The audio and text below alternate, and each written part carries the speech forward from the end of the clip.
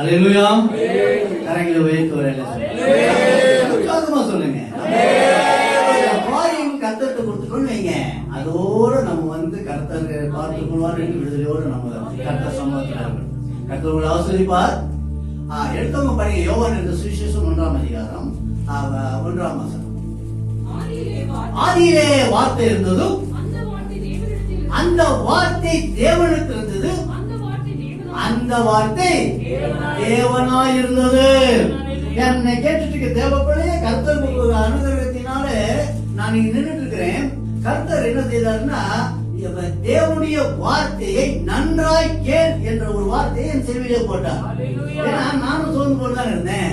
ஊழியக்காரன் சோர்ந்து போனா அடியோடு வார்த்தையும் கிடைக்கும். அடி கொடுத்து தான் வார்த்தையை கொடுப்பாரு. அதான் உண்மை. அதான் என் வாழ்க்கையில் நடந்துருக்கு இது வரைக்கும். அவரு ஒரு வார்த்தையை கொடுத்தாரு. என்னன்னா, தேவனுடைய வார்த்தையை நன்றாய் கேள். கேட்பது பெருசு இல்ல, வார்த்தையை நன்றாய் கேள். அப்படி நன்றாக கேட்காத அநேக தேவ பிள்ளைகள், அநேக தேவதாசர்கள் என்னென்ன கஷ்டத்தின் மத்தியிலே கடந்து போனாங்கன்னு வேதம் சுட்டி காட்டுகிறது அல்லவா?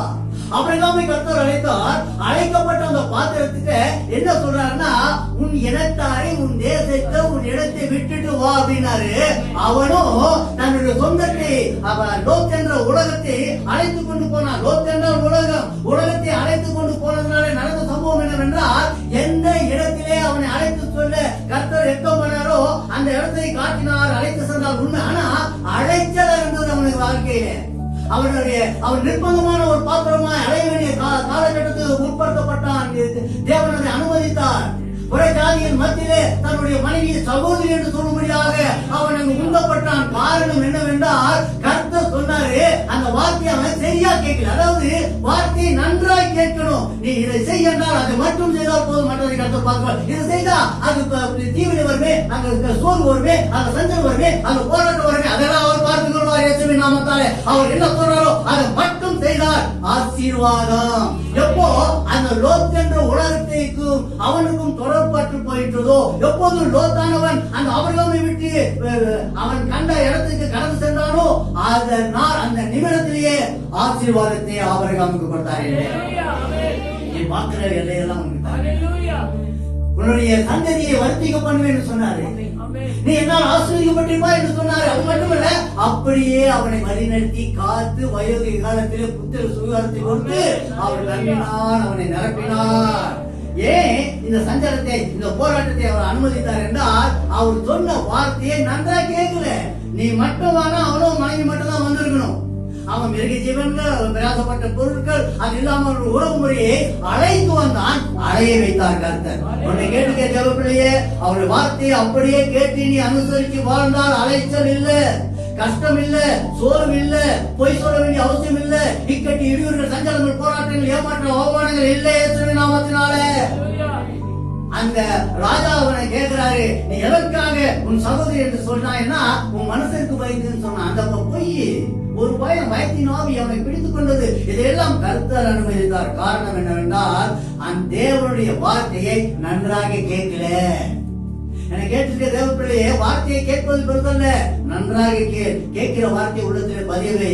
அப்போ வார்த்தை கர்த்தருடைய வார்த்தை என்பதை நம்பணும்.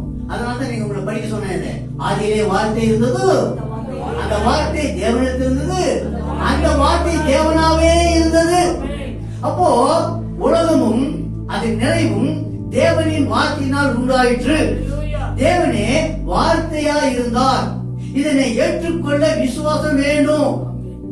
வேதம் சொல்கிறது, விசுவாசமானது நம்பப்படுகிறவர்களின் உறுதியும் காணப்படாதவர்களின் நிச்சயமா இருக்கிறது. கர்த்தர் ஆசீர்வதிப்பார். கிருபையின் காலத்தில் வாழ்ந்து கொண்டிருக்க தேவ பிள்ளையே, அதோ ஒரு ஆதியிலே இருந்த பிள்ளைகளுக்கு ஒரு உடன்படிக்கை செய்தார். உடன்படிக்கை பெட்டியை கொடுத்தார்.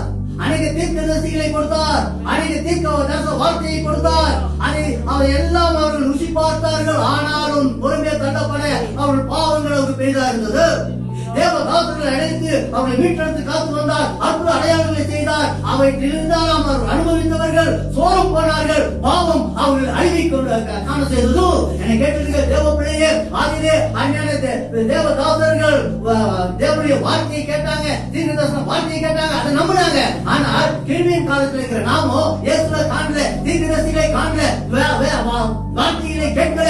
ஆனாலும் நம்முடைய விசுவாசம் எப்படி இருக்குன்னா, காணாத கிறிஸ்து இயேசு ராஜாவே இருப்பதனாலே நீங்கள் பக்கவர்களாய் இந்த பூமியிலே வாழ்ந்து கொண்டிருக்கிறீங்க. காணாத ஒன்றை நீ விசுவாசிக்கிறாயா? இயேசுவின் நாமத்தாலே கிருபை பெற்றவா, அவருடைய நாம மகிமைக்காக எழுப்பி பிரகாசிக்கிற விடிவெளி நட்சத்திரம். விசுவாசத்தினாலே தேவன் வார்த்தையை நன்றாய் கேட்டு அவர் சொல்வதெல்லாம் செய்தால் தேவனின் ஆசீர்வாதம் பெரிதாயிரும். என்னை கேட்டிருக்க தேவ பிள்ளை, தேவன் வார்த்தையை இதனை ஆக்ஷன், அதாவது எபிரேயர் புத்தகம் 11:3 ஆக்ஷன் தெள்ள தெளிவா எழுதியிருக்கிறாரு. விசுவாசத்தினாலே நாம் உலகங்கள் தேவனை வார்த்தையினால் உண்டாக்கப்பட்டது என்றும் இவ்விதமாய் காணப்படுகிறவைகள் தோன்றப்படுகிறவைகளால் உண்டாகவில்லை என்று அறிந்திருக்கிறோம். தெள்ள தெளிவா தெரிஞ்சுக்க தேவ பிள்ளையே, நம்ம விசுவாசத்தினாலே வாழ்ந்து கொண்டிருக்கிறோம். எனவே நாம் தேவனின் வார்த்தையை நன்றாய் கேட்பது மட்டுமல்ல, அவரின் வார்த்தையின் படியே நடப்பதுதான் பெரிதான ஒரு ஆசீர்வாதம். அப்படியே செயல்படணும். அப்பதான் தேவன் நமது சத்துருக்களின் மத்தியிலே ஒரு விருந்தை ஆயத்தப்படுத்தி நம்மை மகிழ செய்வார். தேவ சித்தத்தின்படி செய்து வாக்குத்தத்தம் பண்ணப்பட்டதை பெரும்படிக்கும் பொறுமையாய் காத்திருந்து அவரின் வார்த்தையின் மேல் நம்பிக்கை விசுவாசம் வைத்து தேவன் வார்த்தையாக வாக்கை சொந்தமாக்கிக் கொள்ள வேண்டும். இன்னைக்கு அநேக மனமடிவாயிடுச்சு பிள்ளைகள் மத்தியில. எத்தனை காலம் கேட்பது, எத்தனை காலம் முயற்சிப்பது, எத்தனை நாள் உபவாசம் பண்ணுவது, எத்தனை இடத்துல அலைந்து திருவது, என்னுடைய எதிர்பார்ப்பு ஏன் நடக்கல? பயப்படாத மகனே, பயப்படாத மகனே, உன் தேவைகளை அறிந்திருக்கிற கருத்து நேர்த்தியான காலகட்டத்தில் அதை செய்வார். அவர் செய்யும் வரைக்கும் நீ பொறுமையா அமர்ந்துதான் இருக்கணும். ஆகாரின் கண்ணீரை கண்டவர் அல்லவா, அன்னாரின் கண்ணீருக்கு பதிலளித்தவர் அல்லவா, செங்கடலை இரண்டாக பிளக்க வைத்து அதன் நடுவே அவர்கள் உழவ வைத்தவர் அல்லவா, அதே செங்கடலே எதிராளிகளை மூழ்கடித்து மறித்து போகும்படி செய்தார் அல்லவா, தண்ணீரற்ற இடத்திலே உன்னை நாட்டியிருந்தால் அந்த இடத்துல ஒரு பசுமையை கொடுக்க ஒரு போதுமானவராக இருக்கிறார். விளைத்ததும் தண்ணீரற்ற நிலப்போடு அணிகிறேன் அங்கலாய்க்காதே, கர்த்தரிடத்திலே ஒரு செல்வை கொடுக்க போதுமானவராக இருக்கிறார். நீ நம்பு, நம்பிக்கையுள்ள சரணாய் மாறு. உன்னுடைய விசுவாசம் பெரிதா இருந்தால் நீ எதை கேட்கிறாயோ, எதை வஞ்சிக்கிறாயோ, அது நிச்சயம் தேவன் இப்பூஜையிலே உனக்கு கொடுப்பார். உலகம் உன்னை பார்த்து வைக்கத்தக்கதாக வானத்தின் ஆசீர்வாதத்தாலும் பூமியின் ஆசீர்வாதத்தாலும் நிலவரங்கள் ஆவியாலும் உன்னை நினைப்பார். நீ மகிழ்ந்து கழிக்கூறு. கஷ்டங்கள், நஷ்டங்கள், சோர்வுகள், சஞ்சலங்கள், போராட்டங்கள், ஏமாற்றங்களுக்கு நீ அடிமையாகாதே. கர்த்தர்களை அடங்கி இருக்கிற முத்திரை பத்திரமா இரு. உன்னை தேவன் ஆசீர்வதிப்பார் என்று பயன்படுத்துவார். யாத்திராக புத்தகம் 23ஆம் அதிகாரம் 22 வார்த்தையை கேளுங்க. நீ அவர் வாக்கை நன்றாய் கேட்டு, எப்படியா கேட்கணுமா? நன்றாய் கேட்கணும். வார்த்தையை கேட்குறது எப்படியோ ஏதோ இன்னைக்கு எக்கச்சக்கமா கட்டிட்டு போறாங்க திருத்துருவா, அப்படி இல்ல. அந்த வார்த்தையை நீ கேட்காம இருந்தது நல்லது, நீ பாய்க்க. ஆனா தேவ வார்த்தை அப்படி இல்ல. இம்மைக்குரிய ஆசீர்வாதத்தையும் மறுமைக்குரிய ஆசீர்வாதத்தையும் நீங்கள் பெற்றுக்கொள்ள அந்த வார்த்தையை உன்னிப்பாய் கவனமாய் கேட்டு உள்ளத்துல பதிய வைங்க. அந்த வார்த்தை உங்களுக்கு அவசரமா இருக்கும். அந்த வார்த்தை உங்களுக்கு பாதைக்கு தீபமா இருக்கும். அந்த வார்த்தை வானத்தின் ஆசீர்வாதத்தை பூமியின் ஆசீர்வாதத்தை உங்களுக்கு கொடுக்கும். உங்களுடைய குறைவுகளின் இயேசுவின் நாமத்தால் நீங்க போகும். நீங்களோ என்றால் போராட்டத்தின் மத்தியிலே, ஏமாற்றத்தின் மத்தியிலே மகிழ்ந்து களி கூறுகிறவர்களாக இருப்பீர்கள். வார்த்தை அவர்கள் இருக்கு. விசுவாசி, உங்கள் விசுவாசம் உலகத்தை ஜெயிக்க. என்னை கேட்டிருக்க தேவ பிள்ளையே, நீ அவருடைய வாழ்வு தரும் வார்த்தையை உண்மை என்று நம்பி அந்த வார்த்தையை உள்ளத்துல பதிய வைத்து நீ கடந்து சென்று பார். உன்னுடைய குறைவுகள் எல்லாம் நீங்க போகும். உன் தேவைகள் எல்லாம் சந்திக்கப்படும். எவர்கள் உன்னை முன்பாக வைத்து பின்பாக பேசினார்களோ, எந்தெந்த கூட்டம் உன்னை குறை சொல்லினதோ, எந்தெந்த கூட்டத்தின் மத்தியிலே நீ தலை சாய்ந்து நிற்க வேண்டிய ஒரு அவமான சின்னமா இருந்தாயோ, எல்லாம் மாறி போகுமே. நேற்றுவின் நாமத்தினாலே நிமிர்ந்து நடக்கிற பிழையாய், வீடுகளை போடுகிற குடும்பமாய், குறைவற்ற நிறைவுள்ள ஒரு பாத்திரமாய் நீங்கள் வாழ்ந்து இந்த உலகத்தை மேற்கொள்வீர்கள். உலகம் உங்களை மேற்கொள்ளாது. ஒரு விஷயத்தை மறக்காம கேளுங்க. ஒரு கப்பலானது ஒரு நீரோடு நிறைந்த ஒரு நதி மேல அல்லது ஒரு கடல் மேல பயணிக்கும் போது அந்த கடலுக்கு அடி, அந்த கப்பலுக்கு அடியில தான் தண்ணி இருக்கணும். அப்படி உலகம் என்ற அந்த தண்ணீருக்கு மேலாக நீங்கள் பயணிக்கிறீர்களே தவிர அந்த தண்ணீரானது அந்த கப்பலுள்ளே புகுந்தால் உலகம் உங்களை மேற்கொண்டால், அதாவது உலகம் என்ற அந்த தண்ணீர் அந்த கப்பலின் உள்ளே புகுந்தால் அந்த கப்பல் மூழ்கி போய் ஒன்றுமில்லாம ஆகிவிடும். அதனால நீ கப்பலாயிரு, அதை ஆதிக்க செய்ய நீ விட்டு கொடுக்காத. நீ தெரிந்து கொள்ள பாத்திரம், நீ விடுவிக்கப்பட்ட பாத்திரம், நீ செயல்படும்படியாக இயேசுவின் நாமத்தினாலே தெரிந்து கொள்ளப்பட்ட பாத்திரம். மறந்துடாத, விசுவாசத்தை தொலைச்சு போடாத, உன் ரட்சிப்பை இழந்து விடாதே. எதற்காகவும் எவருக்காகவும் நீ பெற்றுக் கொண்ட அந்த ரட்சிப்பை இழந்தினாலே தொலைச்சிட்டா திரும்பி தேட முடியாது. வெள்ளிக்காசை தொலைச்சிட்டு ஒரே ஒரு வெள்ளிக்காசு தானே விடல, அதை எடுத்ததுனால ஒரு பெரிய விருதை வைத்தாரே அவர். ரட்சிப்பென்ற அந்த பாத்திரம் உனக்கு பார்வைக்கு அற்பமா இருக்கும், தொலைச்சிடாதே. தேடி கண்டுபிடிச்சு மறுபடியும் உனக்கு சொந்தமாக்கி கொள்ளுங்கள். வார்த்தையை நீ சொந்தமாக்கி கொண்டு அதை ஆகாரமாக உட்கொண்டு அந்த ஆகாரமாக நீ அதை புசிக்கும் போது உன்னை என்றென்றும் நிலைவரமான ஆவிலே வழிநடத்த என் பிதா போதுமானவராயிருக்கிறார். அல்லேலூயா, அல்லேலூயா. நமது பிள்ளைகளோடு தேவன் இடைப்பட்டு தேவன் வார்த்தையை நன்றாய் கேட்பது, அவர் சொல்வதையெல்லாம் கேட்டதன்படி செய்வது கர்த்தருக்கு பெரியா இருக்கும். மோசையோடு தேவன் பேசும்போது அவன் அவரின் சொற்களை கவனமாய் கேட்டதினாலே உடன்படிக்கை பெட்டியை உருவாக்க முடிந்தது. ஒரு உடன்படிக்கை பெட்டியை உருவாக்க அவர் அநேக காரியங்களை சொன்னாரு. அத்தனை உள்ளத்தில் பதிய வைத்து அவரை எப்படி அதை உருவாக்க வேண்டும் என்று கட்டளையிட்டாரோ அதை அப்படி கிடாமல் உருவாக்கினான். அதனால் அவன் ஆசீர்வதிக்கப்பட்டான். அதில் தேவன் வாசம் செய்தார். அந்த உடன்படிக்கை சென்ற இடமெல்லாம் ஆசீர்வதிக்கப்பட்டது. அந்த உடன்படிக்கை நிமித்தம் தேவன் இஸ்ரவேல் மக்களை நன்மையினால் இடை கட்டி வழி நடத்தினார். தேவனே நமக்கு வழியாயும் சத்தியமாயும் ஜீவனமாய் நம்மோடு இருப்பதால் அவர் வாக்கை நன்றாய் கேட்டு அவர் சொற்படி செய்ய வேண்டும். அவர் சமூகத்தில் எச்சரிக்கையாய் இருக்க வேண்டும். அவரின் வாக்கு மாறாதது. அந்த வாக்கு மாறாத அந்த வார்த்தையை உள்ளத்திலே பதிய வைத்து அவரை கோபப்படுத்தாது அவர் சித்தத்தின்படி செய்ய வேண்டும். அப்பொழுது நாம் பரிகாராகிய இயேசு கிறிஸ்து நாமத்தாலே ஆசீர்வதிக்கப்பட்டவர்களாய் இருப்போம். ஆபிரகாம், ஈசாக்கு, யாக்கோபு என்னும் முற்பிதாக்கள் அநேக காரியங்கள் செய்தாங்க.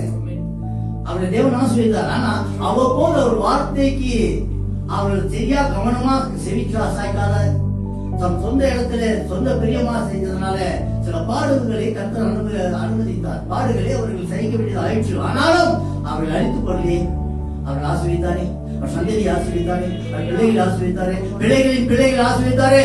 என்றும் ஆபிரகாம் சந்ததியானது உலகம் முழுவதும் பிரகாசித்தது. விசுவாசத்தால ஒரு சொல்லும் சொன்னா நீங்கள் போதும். விசுவாசத்தால நீதிமான் பிழைக்கிறான். நீதிமானுக்காக வெளிச்சமும் செம்மையான இருதயத்தால் மகிழ்ச்சி விதிக்கப்பட்டிருக்கிறது. நீதிமானிலே கருத்தூர்கள் மகிழ்ந்த அவர் பரிசுத்த நினைவுகளை கொண்டாடுகிற நீங்கள் அவர் நாமத்தினாலே எதை கேட்டாலும் ஜெயம் உங்களுக்கு. விரோதமாக இருக்கும் ஆயுதம் வாய்க்காமலே போகலாம். இஸ்ரவேலை பயப்படாதே உன்னை மீட்டுக் கொண்டேன் என்று சொன்னவா? யாக்கோபே, இஸ்ரவேலே உன்னை நீதி வளர்த்தாலே உன்னை தாங்கினேன் என்று சொன்னவா? ஒருபோதும் நம்மை கைவிடவே மாட்டார். அந்த உலகம் நம்மை மேற்கொள்ளக்கூடாது, உலகத்தை நாம் மேற்கொள்ளணும். அந்த கப்பலானது எப்படி அந்த உலகம் என்று அந்த சமுத்திரத்திலே அப்படியே ஓடிக்கொண்டே அக்கறைக்கு செல்கிறதோ அது போல இந்த உலகத்தில் வாழ்கிற நாம் அந்த உலகத்தை மேற்கொண்டு அக்கறை என்ற பரலோகத்துக்கு நேராய் அதை நாம் சொந்தமாக்கிக் கொள்ளணும்.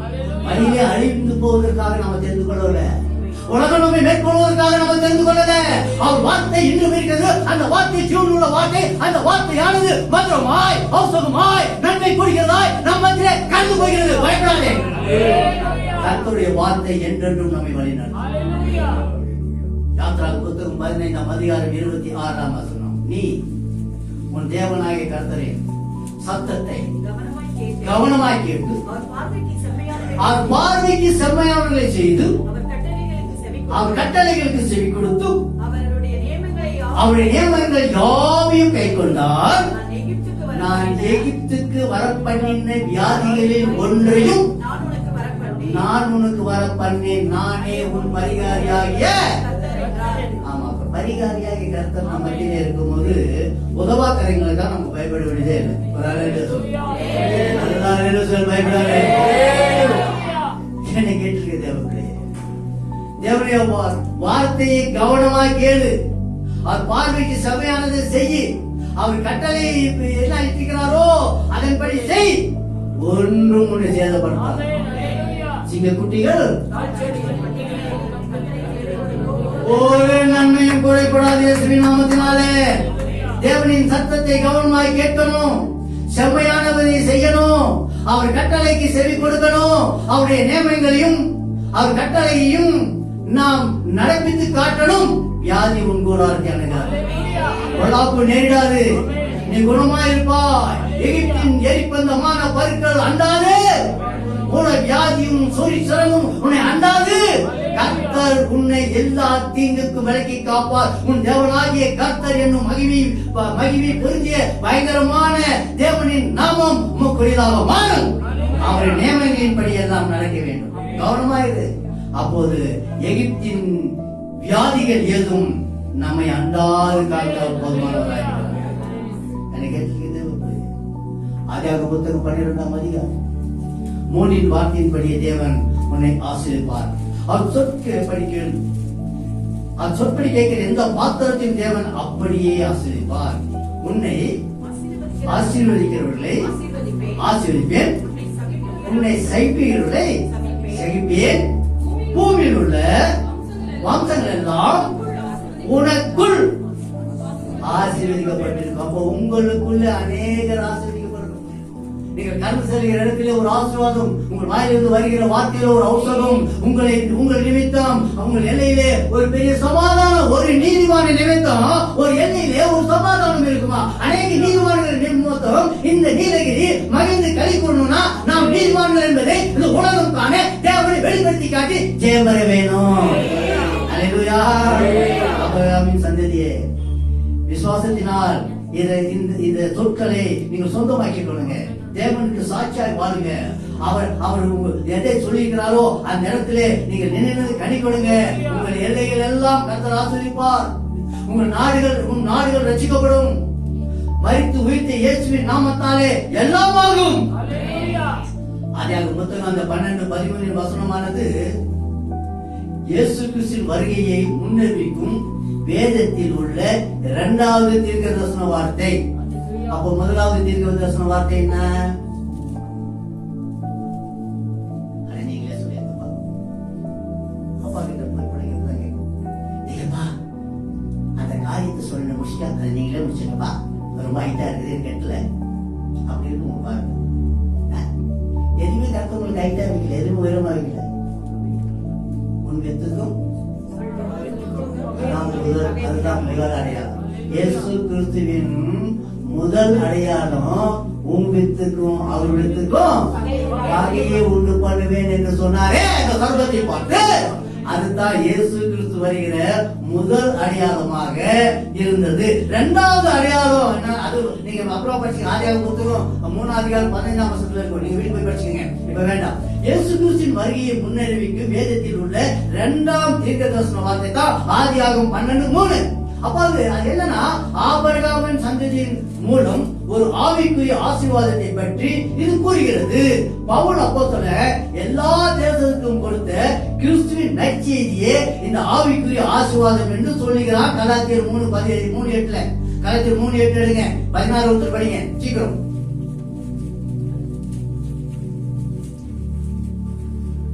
ஏன்னா பவுல் தேவன் வார்த்தையை நன்றா கேட்டான். புறஜாதிகளை நீதிமான்கள் ஆக்குகிறார் என்று வேதம் முன்னாக கண்டு உனக்குள் சகல ஜாதிகளும் ஆசீர்வதிக்கப்படும் என்று ஆபிரகாமுக்கு சுவிசேஷமாய் முன்னறிவித்து அந்தபடி விசுவாச மார்க்கத்தால் விசுவாசமுள்ள ஆபிரகாமுடனே ஆசீர்வதிக்கப்படுவார். 16வது வசனத்தை படிங்க.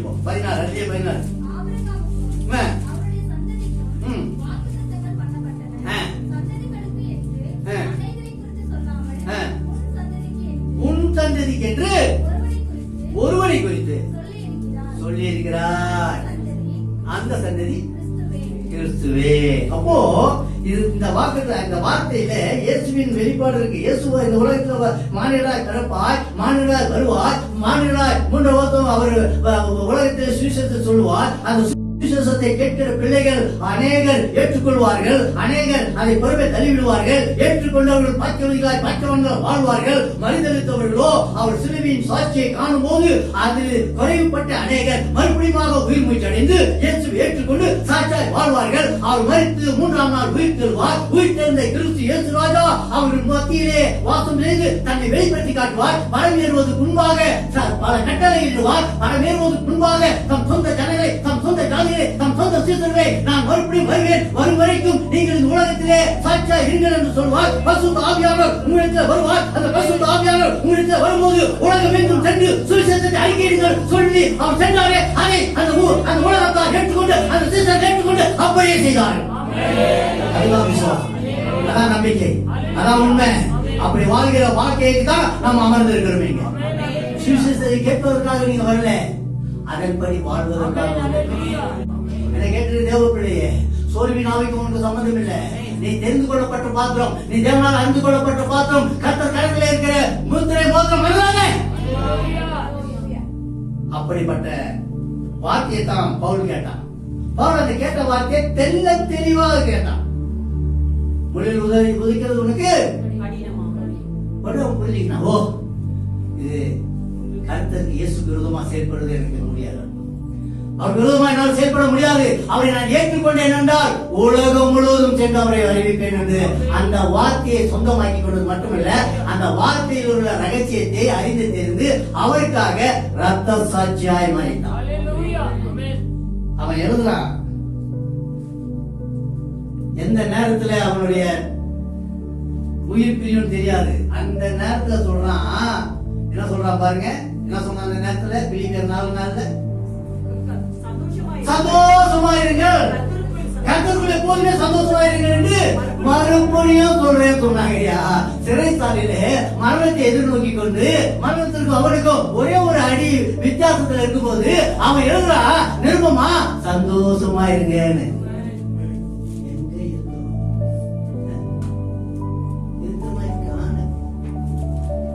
சந்தோஷமா இருக்கணும். எப்படி இருக்கணும்? ஆமா, கர்த்தருக்குள் கிறிஸ்துவுக்குள் எப்போதும் சந்தோஷமா இருந்தாலும் இல்லாவிட்டாலும், நன்மை வந்தாலும் வராவிட்டாலும், வியாதி வந்தாலும் வியாதி தீங்கினால் போனாலும், கலைஞரத்திலே அப்போ இருந்தாலும் இல்லாவிட்டாலும், நமக்கு பலன் கொடுக்கிற எல்லா விதமான காரியத்திலும் தோல்வியை கண்டாலும் எங்க எப்படி இருக்கணுங்க? இருக்கிறோமான்றாங்க சந்தேகம். நாளை தினத்து பார்த்தோம், நாளைக்கு என்னுடைய ஃபேக்டரி என்ன ஆயிடுமோ? ஃபேக்டரி அங்கதான் இருக்கு, நீயும் அங்கதான் இருக்க. கர்த்தர்கள் பொழுதும் சந்தோஷமா இருங்க. விடிவு கர்த்தரால் வருங்க. நாளை தினத்தை பத்தி வருத்தப்படாத. இன்றைய பொழுதுல உன்னை எப்படி தேவன் ஆசீர்வதித்தோ அதை அனுபவி. அவர் கொடுத்த அந்த ஆசீர்வாதத்தை அனுபவிக்காம நாளைய தினத்தை பிரித்து கஷ்டப்பட்டு இன்னைக்கு கிடைக்கிற ஆசீர்வாதத்தை நீ தொலைச்சு போடாதே. நீ கொடுக்கப்படுகிற ஒவ்வொரு மணி துளியும் தேவனால் பெற்றுக்கொள்கிறது. அந்த மணி துளியை கொடுத்த கர்த்தரை மகிமைப்படுத்து. உங்களுக்கு வேண்டிய தேவைகளை அவர் சந்திப்பார். அந்த வார்த்தையை கவனமாக கேட்டு சொந்தமாக்கி கொள்ளுங்க. பவுல் எப்படி அந்த வார்த்தையை கேட்டு சொந்தமாக்கி கொண்டு மரண பரியந்தம் உண்மையா இருந்து அந்த சிறை சாலையில இருக்கும்போது அந்த அப்போஸ்தலர்களுக்கு, ஆதி விசுவாசிகளுக்கு, அங்க இருந்த பிலிப்பியருக்கு சந்தோஷமா இருங்க எழுதினானோ, அந்த ஒரு மனப்பக்குவம் நமக்கு வேணும். மரண இருளில் பல்ல தாக்கில் நடந்தாலும் பொருளாப்புக்கு பயப்படைய தேவன் என்னோட கூட இருக்கிறோம், அது கூட உங்க தெரியலே தேவன் நம்பிக்கை வரணும். அவர் தேற்றுவார், அவர் ஆற்றுவார், அவர் நட்பாரி காட்டி நல்வழியில் நடத்துவார், வேதனைகள் உண்டாக்கும் வழியில் உண்டு பார்த்து நித்திய வழியில் நடத்துவார். சமாதானத்துக்கு காரணம் ஏக செஞ்ச ஒரு பரவராஜா உங்களை கைவிடவே மாட்டார். என்றுமே ஆனந்தமா இருக்கதான் நீங்க தெரிந்து கொள்ள. தாயின் கருவிலே நீங்க தெரிந்து கொள்ளப்பட்ட பாத்திரம் வரல, அவர் ஒருபோது உங்களை கைவிடவே மாட்டார். ஏன்னா அவர் ஆயனாய் சகாயராய் நமத்திலே இருக்கிறார். நம் குறைவுகள் அவர் நாமத்தால் நீங்க போகும்படி கட்டளை நம்மை காப்பவர். ஒருபோதுமில்லை, பகலிலே வெயிலாகி நேர்வேலை நிலவாக ஒருபோதும் கைவிடாதவரை நாம் நமஸ்கரித்துக் கொண்டிருக்கிறோம். ஒருபோதும் நம்மை புறமே தள்ளாதவரை நாம் நேசித்துக் கொண்டிருக்கிறோம். அந்த தேவனுடைய அணுக்கரும் தேவனுடைய ஆசீர்வாதம் நம்மள இருக்கணுமா? வார்த்தையை கவனமா கேட்டு அந்த வார்த்தையின்படி வாழ உங்களை அர்ப்பணம் பண்ணுங்க. லட்சியத்தின் நோக்கம் எல்லா தேசங்களையும் நன்மையினால் நிறுவப்பட்டு எல்லா தேசங்களும் ரட்சிக்கப்பட வேண்டும் என்பதுதான். அதுக்கு தான் அப்போஸ்தலனாகிய பவுல் அவர் தெரிந்து கொண்டார். அவர் ஒரு பிரசித்தி பெற்ற ஒரு கல்விமான், வசதி படைத்த ஒரு இடத்துல இருந்து வந்தவன். அவனுக்கு பல பாஷைகள் தெரியும். ஒரு பாத்திரத்தை கர்த்தர் தெரிந்து கொள்கிறாருன்னா அந்த பாத்திரத்தை தெரிந்து அவர் ஏற்கனவே தெரிந்து அறிந்து வைத்திருப்பதனால அந்த பாத்திரத்தை அவர் பயன்படுத்துவார். வல்லமையான பாத்திரமா பவுல் தான் அவன் தெரிந்து கொள்ளப்பட்ட பாத்திரம். ஏன்னா தேவனுடைய வார்த்தையை அப்படியே ஏற்றுக்கொண்டு அந்த உள்ளத்திலே பதிய வைத்து மரண பரிந்தும் சாட்சியாய் ஊழியம் செய்தார். இந்த காலத்து ஊழியம் கெட்டு போச்சு. இந்த காலத்து ஊழியம் எல்லாம் பணத்துக்கான ஆகி போச்சு. இந்த காலத்து ஊழியம் எல்லாம் நடைமுறை பாவனைக்காக வீடு வாங்க, காரு வாங்க, பாரின் போக, பிளைட்ல ஜாலியா கால் மேல கால் போட்டு தூங்கிட்டு ஊழியம் பண்ற மாதிரி ஊழியம் போயிட்டு இருக்குங்கோ. கவனமா இருக்கு. ஊழியம் செய்வதற்கு கொள்வதற்கு அப்படிப்பட்ட காலகட்டத்தில் வாழ்ந்திருக்கு. நீங்க பாக்கியம் செய்தவர்கள். வார்த்தைப்படி கேளுங்க. அந்த வார்த்தையை உள்ளத்துல பதிய வைங்க. அந்த வார்த்தை உங்களுக்கு பாதைக்கு தீபமா எமையட்டும். தீங்கை காணாது வாழ வைக்கிற கர்த்தர் உங்களுக்கு அனுகூலமான கால நேரங்களை தருவார். தேவனின் வார்த்தையை நன்றாய் கேளாது தேவ பிள்ளைகளின் காரியங்கள் கர்த்தர் அவருடைய காரியங்கள் எல்லாம் புரட்டி போட்டிருக்கிறார். உங்களுக்கு தெரியும், தெரிந்ததுதான் உங்களுக்கு நிலை போட்டுறாரு. விசுவாசத்தின் தகப்பனா ஆபிரகாமை குறித்து உங்களுக்கு சொன்னேன். உன் தேசத்தையும் உன் இனத்தாரையும் உன் தகப்பன் வீட்டையும் விட்டு புறப்படு என்று சொன்னார். ஆனால் லோத்தோட கருத்து சொன்னதால அவதிக்கு உட்படப்பட்டான். பல கஷ்டங்களை அவன் நஷ்டங்களை சொந்தமாக்கிக் கொள்ள வேண்டிய சூழ்நிலைக்கு தள்ளப்பட்டான். கடைசியா அவன் பயணித்து பெத்தேலுக்கும் ஆயினுக்கும் நடுவாக தனக்கு ஒரு கூடாரத்தை போட்டு தங்கியிருந்த வேலையில ஆபிரகாம் மந்தைக்கும் லோத்தின் மந்தைக்கும் மந்தை மேய்ப்பவர்களுக்கும் சண்டை வந்துருச்சு. அதுக்கு பின்புதான் அவன் பிரியணும்னு ஒரு முடிவுக்கு வந்தாங்க ரெண்டு பேரும். அதற்கு பின்புதான் கர்த்தர் அவனை ஆசீர்வதித்தார். மோசே பேசின வார்த்தை நிமித்தம் அவன் கானான் தேசத்தை காணாமல் போய்விட்டான். கானான் தேசம் பிரவேசிக்க முடியல. பார்த்தான், பிரவேசிக்கல. ஏன்? கண்மலையை பார்த்து என்ன சொன்னாரு? பேசினார். அவன் என்ன செஞ்சான்? ஏன் அதை செய்யறான்னா உலகத்தின் காரியங்கள், உலகத்தால் அவன் அந்த அளவுக்கு அவனை தொல்லப்படுத்திட்டாங்க, கஷ்டப்படுத்திட்டாங்க, கல்லெறிந்து கொள்ள எத்தனை பட்டாங்க. எங்களுக்கு என்ன மரித்து போவதற்கும் அடக்கம் பண்ணுவதற்கும் நாங்க அடிமைதனமா இருந்த எகிப்தில கல்லறை இல்லைன்னா எங்களை எங்க அழைச்சிட்டு வந்தேன்னு கேட்டான். அற்புத அடையாளங்களை கண்டவன். கடலை இரண்டா பிளக்க வைத்ததுல நடக்க வைக்கப்பட்ட பாத்திரங்கள் சொல்லுது இல்லையா? பரலோகத்தின் மன்னாவினாலே போதித்தாரே, அதெல்லாம் மறந்துட்டான். மாறாவின் கசப்பை மதுரமா மாற்றினாரே, அதெல்லாம் மறந்துட்டான். ஒரு முறை தண்ணீர் தாகத்தினா இருக்கும் போது கண்மலை அடிக்கும் போது அதிலிருந்து புறப்பட்ட தண்ணீரை குடித்தாரே, மறந்துட்டான். மறுபடியும் தாகம், மறுபடியும் வேதனை, மறுபடியும் கஷ்டம், உடனே கல் எடுத்து எரிய ஆரம்பிச்சுட்டானுங்க. அவன் தான் உலகத்தான். உலகத்தார் அப்படித்தான் இருப்பாங்க. நீங்க எத்தனை நன்மை செய்தாலும் உலகத்தை நினைக்கவே நினைக்கிறது. உங்ககிட்ட இருந்து வாங்குற வரைக்கும், உங்ககிட்ட இருந்து நன்மை பெற வரைக்கும் உலகம் உங்களை நேசித்திருக்கும். நேசிக்கிற மாதிரி பாசாங்க நம்புறாங்க. பாசாங்க நடிக்கும். நடிப்பிலே சிறந்தவர்கள் அவர்கள் தான். நீங்க கொடுக்கிற வரைக்கும் கை நீச்சிட்டு வாங்கிட்டே உங்களை போட்டி போட்டி போகணும். உத்தமர்கள் நல்லவர்கள் இவர்கள் போல மேலாண்மை யாருமே இல்லை. கொடுக்கிற கடவுளா இருக்கிறாங்க. ஒரு தடவை கடவுளை மடக்கி பாரு, காணாம போயிடும். தேடியும் காணாம இருப்பாய். அப்படி ஆயிடும். அதான் மனுஷன். ஆனா தேவ பிள்ளைகளுடைய வாழ்க்கை அப்படி இருக்கு. நீங்கள் எல்லா சூழ்நிலையும் மனோரமியமா இருந்தது. எல்லா காரியத்தையும் கர்த்தர்களை கொடுத்து கர்த்தர் கொடுக்கிற வார்த்தையின்படி வாழ்ந்து அவரை மகிழ்விக்கிற பாத்திரங்கள். என்னை கேட்டுட்டு தேவ பிள்ளை, உன்னை கைவிடாமல் காய்க்கிற கர்த்தர் அவர் உங்கள் மத்தியில இருக்கிறார். அவர் வார்த்தையை கவனமா கேளுங்க. மோசே அவன் சொன்ன வார்த்தையினால அவன் வார்த்தையை மறந்து கண்மலையை அடித்ததுனால அடுத்தபடியாக ஜீவ புத்தகத்தின் பெற கிரிக்கிரி கொண்டாவன். இதெல்லாம் ஒரு வார்த்தை மாத்திராங்க. உங்க வாயிலிருந்து வர வார்த்தை அப்படியே கர்த்தர் கனப்படுத்திடுவார். உங்க பிள்ளைய மக்கு மக்கு மக்குனீங்களா? மக்கள் நானு ஒண்ணுமே இல்லாதவன் நான் இருந்து என்ன பண்ணியும் அப்படிதான் ஆயிடும். மனமடிவாயி மனைவியை பார்த்து கணவன் மாதிரி தொலைஞ்சு போயிடுவாங்க. தொலைஞ்சு போனாதான் தெரியும் அதோட அருமை. மனைவி பக்கத்துல இருக்கிற வரைக்கும், கூட இருக்கிற வரைக்கும் அந்த அருமை தெரியவே தெரியாது. மனைவியோட அருமை தெரியணும்னா ஒரு 2 நாள் அவங்க பிறந்த வீட்டுக்கு அனுப்பி பாருங்க. நீங்க படுற பாடு அப்பதான் தெரியும். தீஞ்சு போன தோசையும் ஆறி போன காபியும் தான் நீங்களே உண்டாக்கி நீங்களே குடிக்கணும். நினைக்கிறேன் 2-3 நாள் போய்தான் இருந்தேன், ஒன்னும் நடக்கலையே. நடந்தது அனுபவிச்சதுக்கு தாங்க தெரியும், உங்களுக்கு எங்க தெரியும். சொல்லுவாங்க நினைக்கிறீங்க புருஷன் மாதிரி, நான் எல்லாம் I can manage my self alone. எப்படி தெரியுமா? ஹோட்டலு அம்மா வீடு தேவி மேனேஜ். 2 நாள் சரி, 1 மாசம் போனா பாட வேண்டியதான். என்று தனியும் இந்த சுதந்திர தாகம் எப்ப வருவாய நம்பும் மனைவி, அப்படி பாட வேண்டியது. ஒரு பொருள் இருக்கிற வரைக்கும் அது அருமை தெரியாதுங்கோ, இல்லைன்னா தான் அது கஷ்டம்.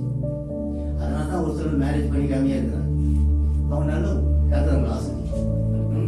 நானும் நினைக்கிறேன் நமக்கு ஒரு விருந்து கிடைக்காதோ, ஒரு சாப்பாடு கிடைக்காது, வாயா அப்படி போயிட்டே இருக்கிறாங்க. நல்லது.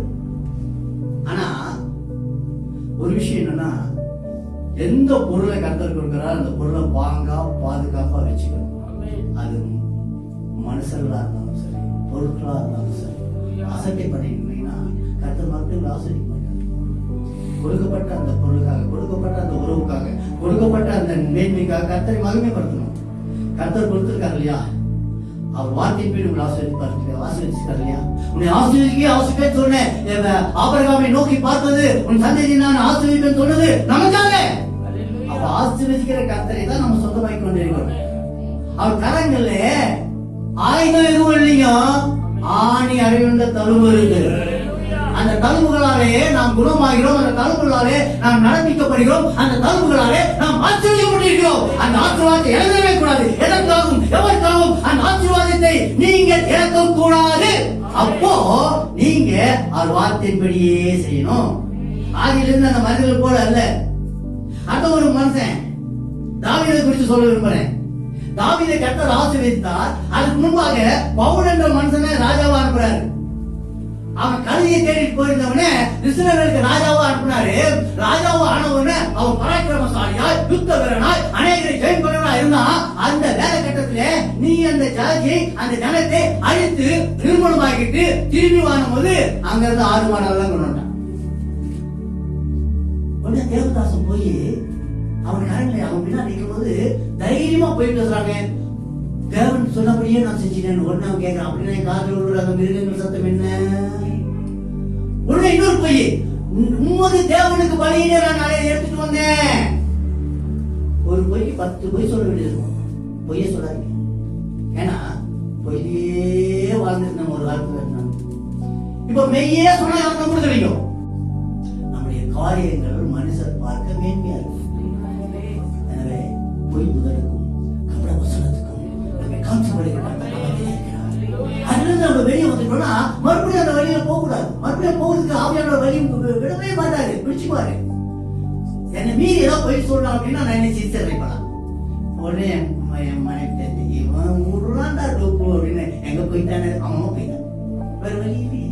ஆவியானவர் அப்படியே வெளிப்படுத்தி கட்டுவதுனால என்ன கேட்டு தேவையில்லை என்று கர்த்தரால் அபிஷேகப்பட்டு, என்று கர்த்தரால் அழைக்கப்பட்டு, என்று கர்த்தர் சொந்த தொழில் சொல்லு, என்று கர்த்தருக்கு போது வரணும். அவர் சொற்படி நடக்கணும். சொற்படியை கேட்டு அந்த சொல்ல உள்ளத்தை பதிவு வைக்கணும். தாவீது இஸ்ரவேல் ராஜாவா இருந்த சவுலு போய் சொல்லிட்டான். அதனால அவருடைய மார்பாடான காரியம் கர்த்தருடைய வார்த்தைப்படி செய்யாததால அவன் ராஜ பீடத்தை இழந்தா என் மரணத்தையே தழுவ வேண்டிய ஒரு காரியம் வந்தது. அடுத்தபடியாக அந்த ஸ்தானத்திற்கு தாவீதை கர்த்தர் எழுப்புறாரு. ஆடுகளை வைத்துக் கொண்டிருந்த அவனை ராஜாவை ஆக்கி உயர்தளத்தில் வைத்து போர்க்களத்திலே அவனை அழைத்து கொண்டு போகும்போது, போர்க்களத்துக்கு போக வேண்டிய அவன், யுத்த களத்திலே போக வேண்டிய அவன் உப்பரியிலே உலாவதாலே பாவத்துக்கு உட்பட்டான். தேவ வார்த்தையை கேட்டு அதன்படி செய்யல அப்படின்னா நீ உப்பரியிலே உலாவும் போது கூட பாவம் உன்னை பின்தொடரும். அவனுடைய இச்சையினாலே பாவம் செய்தான். அது முடிவு என்னன்னா, அவன் செய்த பாவத்திற்கு ஒரு பிள்ளை பலியாயிற்று. உங்களுக்கு தெரிஞ்சதுதான், நான் தெரியாது சொல்ல வேண்டிய அவசியமே இல்லை. அந்த பிள்ளை பிழைச்சுக்குமான்னு உபவாசம் இருக்கிறான், தரையில படுத்துக்கிறான். ஆனா கர்த்தருடைய சித்தம் மறுத்து போயிடுச்சு குழந்தை. கர்த்தருடைய வார்த்தையை கேட்டு அதன்படி செய்யுங்க. கர்த்தர் வார்த்தை அப்படியே உள்ளத்துல பதிவு வச்சு அப்படியே செய்யுங்க. அப்ப கர்த்தர் உங்களை ஆசீர்வதிப்பார். அடுத்த சாலமோன் சாலமோனை கர்த்தர் ஆசீர்வதித்தார். அவனுடைய தகப்பனிடத்தில் ஆசீர்வதித்தார். சாலமோன் என்றால் அவன் அருமையான கோபுரத்தை கட்டினான், ஆலயத்தை கட்டினான், அபிஷேகம் பண்ணப்பட்டான், அநேக காரியங்களை செய்தான். இடையில வந்த பாவத்தின் நிமித்தம் 1 கொண்டாடி கட்டினான். ஒன்றுக்கே நம்ம படுற கஷ்டம் இல்லைங்களா? வேணால அப்படி இருக்குது. 1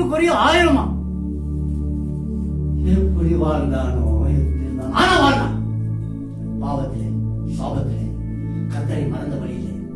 அதன் காரியம் என்னாச்சுன்னா, அவர் என்ன, நம்ம கர்த்தர் ரொம்ப நல்லவருங்க. அவங்க அப்பா கிட்ட ஒரு வாக்கு கொடுத்தாரு, உன் மகனை நான் ஆசிரியப்பேன், அவனை ஸ்தானத்துல வைப்பேன், அவன் ராஜ்யம் நல்லா இருக்கும்னு சொல்லிட்டதுனால அவனை தவிர அவன் மரணம் அடைந்த பின்பு நாடையே 2 பண்ணிட்டார். யூதா என்றும் இஸ்ரவேல் என்றும் ஒரே ஒரு நாடு 2 பிளந்துட்டாரு. யாருடைய காரியம் அது என்னன்னா, சாலமோன் தான் அது காரணம். நம்ம வேதத்தை படிச்சுட்டு இருக்க இன்னைக்கு யோசனை பண்ணிருக்குமா, திடீர்னு ஏங்க யூதா என்றும் இஸ்ரவேல் என்றும் நாடு பிரிச்சது? இந்த ஒரு மனுஷன் செஞ்சா கர்மம் தாங்க. அந்த இருளி பள்ளத்தாக்கில்தான் பொல்லாப்பு வேண்டாலே தீர்வு உண்மை அண்டாது. ஏன்னா என்ன பொறுத்த வரைக்கும் அப்படிதான் நீங்களும் இருப்பேன். இன்று நான் இந்த உலகத்துல கண்ணை மூடுனா அடுத்த நிமிஷம் நான் கண்ணை திறக்கும் போது என் இயேசுவின் மடியிலே கிடப்பேன். விசுவாசம், நம்பிக்கை, பரிசுத்தம், எதை குறித்து பயப்படாதீங்க. தெரிந்து கொள்ளப்பட்ட பாத்திரம், வேத வார்த்தையின்படி வாழ உங்களை அர்ப்பணம் பண்ணுங்க. கர்த்தர் பார்த்துக் கொள்ளும். அடுத்தது யோனா. யோனாவை எங்க போக சொன்னாரு? எங்க? நினைவு பட்டணத்துக்கு போக சொன்னாருங்க. அவன் தரிசி கப்பல்ல ஏறிட்டான், தப்பிச்சுக்கு போவோம். கர்த்தர் சொல்ற வார்த்தை கவனமா கேட்கல, அறகுறையா கேட்டான். பயம். அந்த நாட்டு மக்கள் பழக்காட்டம் உள்ளவர்கள், வணக்காட்டம் உள்ளவர்கள், விக்கிரவாதம் இருந்தவர்கள். நான் இங்க போய் இந்த நாளை தேவன் அழிப்பாருடா என்ன போடுவான். அதனால அப்படி சொல்றதை காட்டிலும் அந்த அலெக்சாந்திரியா பட்டணத்துக்கோ அப்படியே ஓடி போய் தப்பிச்சுக்கிட்டா கர்த்தர் பாரார் அவன் எண்ணம். கடல் ஆழத்துல இருந்தாலும் பார்ப்பாரு, மலை உச்சில இருந்தாலும் பார்ப்பாரு, நீ தனியாரையில கூட்டிக்கிட்டு உட்கார்ந்துட்டு இருந்தாலும் பார்ப்பாரு. அவர் கண் உன் மேல எங்கும் இருக்கும், எங்கும் வியாபித்திருப்பவர் நமது தேவன். நடந்த காரியம் என்ன, அவன் செஞ்ச தப்புனால பெரிய ஒரு புயலை உண்டாக்கி அந்த கப்பலையை நிலக்குறைய வச்சு அந்த கப்பலை பொருளெல்லாம் தூக்கி கடல்ல போட வச்சு அவனுக்கு ஒரு வீண் விரயத்தை ஏற்படுத்திட்டாங்க ஒரு மனுஷன். அதுக்கு பின்பு சீட்டு போட்டு பாக்குற வரைக்கும் சுமாரா இருந்தாங்க. அடித்தட்டுல படுத்துட்டு இருக்கிறான், சீட்டு இவன் பேர்ல வந்துச்சு. தேடி போய் என்னன்னு கேட்டா அப்பதான் தன்னை நியாயத்தை வெளிப்படுத்துறான். எனக்கு கர்த்தர் சொன்னாரு, நான் இப்படி வந்துட்டேன், ஒண்ணு செய்யுங்க, என்ன தூக்கி கடல்ல போட்டுருங்க. கடல் சமுத்திரத்தை போட சொல்றான். அவங்க அப்படியே செஞ்சுட்டாங்க. கர்த்தர் கைவிட்டாரா? உங்களை கடல்ல போட்டாலும், நெருப்புல போட்டாலும், கொதிக்கிற எண்ணெயில போட்டாலும் அதுல இருந்து நல்லா மீட்டு வைக்கிற ஒரு கர்த்தர் நமது கர்த்தர். நீ தண்ணீர்களை கடக்கும் போது நான் 300 இருப்பேன், ஆறுகளை கடக்கும் போது அவைகள் உண்மையில் பொருளுவதில்லை, அக்கினி நடக்கும் போது வேகாதிருப்பாய், அக்கினி சுவாமிகளை பற்றாது என்று சொன்ன கர்த்தர் உன்னை விடுவித்து மீட்டுறதுக்காக போதுமானவராக இருக்கிறார். மீனை கொண்டு அவனை அப்படியே லவுக்குன்னு முழுங்க வச்சு எங்க போகணுமோ அங்கேயே கொண்டு போய் கேட்சி. அதுதான் நமது கர்த்தர். அவர் நேமம் படி செய்யலன்னா கஷ்டத்தின் மத்தியிலே அங்க கொண்டு போய் விடுவாரு, நஷ்டத்தின் மத்தியிலே கொண்டு போய் விடுவாரு, வியாதி சந்தர போராட்டத்தின் மத்தியிலே கொண்டு போய் விடுவாரு. அப்ப அங்கேயே எடுத்து உன்னை பயன்படுத்தாம போற. அது அடுத்தபடியா யூதா கடைசி போலிடும் எச்சரிப்பு துணி. அவன் தன்னை மாற்றிக்கொள்ள மாட்டானா, தன்னை தேற்றிக்கொள்ள மாட்டானா, அங்கதாய் போ. அவன் அதை மீறினதுனால நான்கு கொண்டு எப்படி நான்கு கொண்டு செத்தானா? வாங்கின பணத்தை கொண்டு போய் வீழ்ச்சி அடிச்சிட்டு அவர் உத்தமரை காட்டி கொடுத்தேன்னு நான்கு கொண்டு செத்தான். அடுத்தது பேதுரு, மறித்தாலும் நான் உன்னோட மறிப்பேனே என்று உன்னை விட்டு விட மாட்டேன், உன்னை விட்டு போக மாட்டேன்னு சொன்னவன் உடனே கையெழுத்து சொன்னாரு. சேவல் 2 தடவை போறது போல நீ என்ன 3 தடவை எச்சரிப்பு எச்சரிப்பு எச்சரிக்கிறாரு எச்சரிக்கிறாரு. வார்த்தை செய்தா கேட்கல, வார்த்தை உள்ளத்துல பதில. அவர் என்ன சொன்னாரோ அப்படியே நடந்து மனம் கசந்து வெளியே போயிட்டான். அதற்கு பின்பு அவன் எழுப்பி பிரகாசம், அதுக்கு பின்பு அவன் சாட்சாய் மறித்தான். அது வேற. வார்த்தையை கரெக்டா கேட்டு கவனமா கேட்டிருந்தா அன்றைக்கே அவனை எடுத்து ஆசிரிச்சிருப்பார், அன்றைக்கே அவனை எழுப்பி பிரகாசிச்சிருப்பார், அன்றைக்கே இரட்டிப்பான நன்மையை அந்த பேதுரு பெற்றிருப்பான். ஆதி அப்போஸ்தலர்கள் வார்த்தையை கவனமா கேட்டவர்கள் ஒரு சிலர், வார்த்தையை அரைக்குறையா கேட்டவர்கள் பலர். அதனால அது முடிவு வேறு விதமா இருந்தது. தேவனின் வார்த்தையை நன்றாக கேட்டு அதன்படி நடந்தால் கர்த்தர் நம்மை ஆசீர்வதிக்கவே ஆசீர்வார். நம்மை வாழாக்காமல் தலையாக்குவார், கிராமமாக மேலாக்குவார். எடுங்க எரேமியா தீர்க்கதரிசி புத்தகம் 17ஆம் அதிகாரம் 8ஆம் வசனம் என்ன சொல்லுது பாருங்க. 17 எரேமியா. அவன் தண்ணீர் அண்டையிலே நாட்டப்பட்டதும் கால்வாய் ஓரமாய் தன் வேர்களை விடுகிறதும் உஷ்ணம் வருகிறதை காணாமல் மழை என்ன மாதிரிலாம் பச்சையா இருக்கிறதும் மழையே இல்லாத காலத்திலையும் தப்பாமல் கனி கொடுக்கிறதுமான மரத்தை போடு இருப்பான். சங்கீதம் படிக்கும் போது மகன் இந்த வார்த்தை சொன்னாரு. எத்தனை பேருக்கு தெரியாது, நான் கேட்டு மனப்பாடம் பண்ணியிருந்தேன். அதான் மறுபடியும் சொல்றேன். ஆகவே இதே வார்த்தையை நீங்க ஏசாயா தீர்க்கதரிசி புத்தகம் 44ஆம் அதிகாரம் 3ஆம் வசனத்தை படிங்க. தாகமுள்ள மேல் தண்ணீரையும். எதுல தாகம் வேணும்? ஏங்க இங்க தாகம்ன்ற சொல்றது எதுங்க? உடல் பிரியாத பிரகாரமா இருக்க தாகம் இல்லைங்க, ஆத்ம தாகம். உங்க ஆத்ம தாகம் உங்களுக்கு வேணும். ரட்சிக்கப்படாத மக்கள் மேலே, ரட்சிக்கப்படாத இந்திய தேசத்தின் மேலே, விக்கிர ஆராதனை மக்கள் மேலே, உங்கள் உறவினர் மேலே, இணைந்த மன்னர்கள் மேலே, உங்கள் நண்பர்கள் மேலே நீங்கள் தாகம் உள்ளவர்களா மாறணும். உன்னோட இணைந்து வேலை செய்யறாங்க அப்படின்னு சுவிசேஷத்தை சொல்லு. அரட்டை கச்சேரிக்கே எனக்கு நேரம் ஆயிடுச்சு, சரியா போகுது. நான் எங்க பக்கத்துல போய் சுவிசேஷத்தை சொல்லு இல்லையா? ஒரு சிலருக்கு வேலை சத்தல சாப்பாடு செய்யறது கரெக்ட் ஆயிடும், அப்புறம் எங்க சுவிசேஷம் சொல்றது? ஒரு சிலருக்கு போனாங்க வந்தாங்க இருக்கும், இன்னும் இப்பதான் போனீங்க வெளியே அவ்வளவுதான் எங்க சுவிசேஷம் சொல்றது? வேலை ஸ்தலத்துல இருக்கிற சுவிசேஷத்தை சொல்லு. நீ வீணா பேசிருக்கிற அந்த வார்த்தையிலிருந்து வெளியே வா, வேற வார்த்தையை சொல்லு. அதுக்கு தானே ரசிக்கப்பட்டிருக்கேன், அதுக்கு தானே தெரிந்து கொள்ளப்பட்டிருக்கேன், அதுக்கு தானே பாவத்துக்கு செலுத்தி நீதிக்கு பிழைத்த ஒரு உத்தம சன்மார்க்கம் உள்ள ஒரு மனுஷனாய் தெரிந்து கொள்ளப்பட்ட பாத்திரமா இருக்கிறேன். மறந்துடாது, எவ்விடத்திலும் சுவிசேஷத்தை சொல்லு. சமயம் வாய்த்தாலும் இதெல்லாம் தெரியும், இதெல்லாம் தெரியும். ஆனா கிரியிலே இல்லையே. ஏங்க எனக்கு கூட காப்பி வைக்க தெரியுங்க. நான் என்ன செய்வேன்னா, சட்டியில தண்ணியை ஊத்திட்டு எல்லாத்தையும் போட்டுட்டு ஜபம் பண்ண போயிடுவேன். ஜபம் பண்ண போகும்போது அந்த வாசனை நான் ஜபம் பண்ற இடத்து வரைக்கும் வரணும். அந்த வாசனை நாசில ஏறணும். ஏறின பிறகு புகையை பார்க்கணும். புகையை பார்க்கும்போது ஓடி போய் அணைக்கணும். அப்படி போடுவேன் நான் காப்பி. அப்படி இல்ல, அப்படி இல்ல. ஞானம், விவேகம், புத்தி, பரிசுத்தம், நிலைவரமான ஆவியில் இருந்தீங்கன்னா ஆகிய நீங்க தேவர்களே சொல்ற வார்த்தையின்படி நீங்க செஞ்சீங்கன்னா நீங்கள் நீர்கால்கள் ஓரமா நடப்பட்ட விருட்சக்கண்டை போல் இருப்பீர்கள். நீ செய்வதெல்லாம் வாய்க்கும். இமைக்குரிய ஆசீர்வாதத்தை மறுமைக்குரிய ஆசீர்வாதத்தை கொடுப்பார். இஸ்ரவேலை ஆசீர்வதிப்பதை கர்த்தருக்கு பிரியம். உங்களையும் என்னையும் ஆசீர்வதிப்பது கர்த்தருக்கு தெரியும். அவர் சொற்படி கேட்டு சொற்களை உள்ளத்துல பதிய வைத்து அதன்படி செய். அப்போது நீ உலகத்தை மேற்கொள்ள முடியும். நீ பாக்கியவதிலால் பாக்கியமான வாழ முடியும். ஆகாயின் புத்தகம், ஆகாயின் ஒரு புத்தகம் இருக்கு தெரியுங்களா? தெரியுமா? அப்ப எடுங்க, 1097 பேஜ் எடுங்க.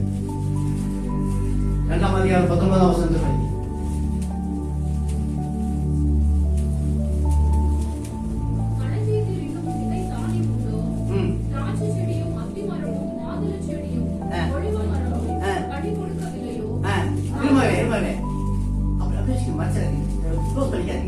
என்ன கேட்கிறாருங்க? ஃபர்ஸ்ட் கேள்வி என்னங்க? களஞ்சியம் நல்லா சொல்லுங்களேன்.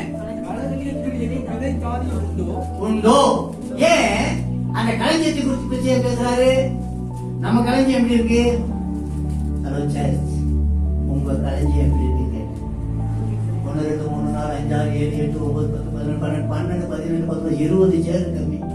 20 சேர் ஆளே இல்லை. உங்க களஞ்சியம் அப்படிதான் இருக்கு. தலையில கூட சொட்ட விட்டுறோம், சபையில சொட்ட விட்டுறது. உங்க களஞ்சியத்தை முதல் பாருங்க எப்படி இருக்கு. ஏன் இருக்கு இப்படி? போன வாரம் வராதவங்களே நீங்க சந்திக்கல, கேட்கல, விசாரிக்கல. போன் நம்பர் எல்லாம் வச்சிருக்கீங்க, யாரும் விசாரிக்கல. விசாரிச்சீங்களா? விசாரிக்கல. உங்க களஞ்சியம் அப்படிதான் இருக்கும். உங்க களஞ்சியம் நிரம்பி வளையணும்னா களஞ்சியம் இருக்கிறது, களஞ்சியத்துல மக்கள் குறைவா இருக்கு. ஆக நம்ம களஞ்சியமே இங்க சரியில்லாம இருக்குது. அங்க சொட்ட இங்க சொட்ட, அங்க ஒண்ணுல இங்க ஒண்ணுல இருக்குது. விசாரிப்பு இல்ல சபையில. அந்த விசாரிக்கிற அன்பு தனிஞ்சு போச்சு. ஜபம் இல்ல மற்றவர்களுக்காக, எனக்காக, என் குடும்பத்துக்காக, என் பிள்ளைகளுக்காக, என் உறவுக்காக போது முடிச்சு ஜபம். ஆனா வராத ஆத்மா குறிச்சு போன வாரம் வராத ஆத்மாக்களுக்கு ஜெபிச்சவங்க மட்டும் கை தூக்கு.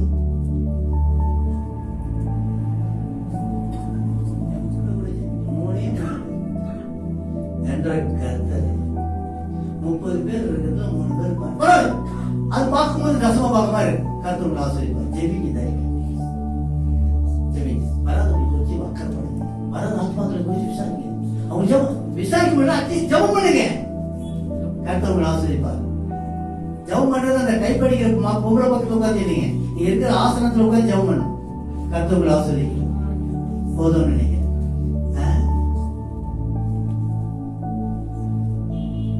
ஜெபிப்பீங்களா மாட்டீங்களா? அதுதான் வெயிட் பண்ணிருக்கேன். ஜெபிக்கிறவங்களுக்கு உயர்ற ஜெபி விசாரிங்க. விசாரிப்பு இல்லாம உங்களுடைய கலைஞர் நிறைவேறவே நடப்பாரு. படிமலை